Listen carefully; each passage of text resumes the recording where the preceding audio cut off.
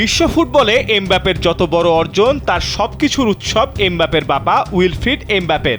Mbappe জন্মগ্রহণ করেন ফ্রান্সের প্যারিস শহরে আর বড় হন বন্ডিতে। তার বাবা উইলফ্রিড এমবাপে ছিলেন স্থানীয় যুব ফুটবল দলের কোচ। ছোটবেলা থেকে কিলিয়ান মাঠে বাবার সঙ্গে যেতেন। অনেক সময় অন্য বাচ্চারা অনুশীলন করলেও কিলিয়ান বল নিয়ে মাঠের পাশে ঘন্টার পর ঘন্টা সময় কাটাতেন।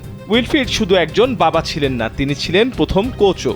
এমবাপে পরে একাধিক সাক্ষাৎকারে বলেছেন যে তার বাবা তাকে শৃঙ্খলা, পরিশ্রম ও বিনয় শিখিয়েছেন। ছোটবেলায় এমবাপে তার ঘরে ক্রিশ্চিয়ানো রোনাল্ডোর অসংখ্য পোস্টার লাগিয়ে রেখেছিলেন। যখন বড় বড় ক্লাব তাকে দলে নিতে চাইছিল, তখনও বাবা তাকে মাটিতে পা রেখে চলতে শিখিয়েছেন। উইলফ্রিডের বিশ্বাস ছিল প্রতিভার চেয়ে মানসিকতাটাই বেশি গুরুত্বপূর্ণ, আর এজন্য বাবাই এমবাপের সব।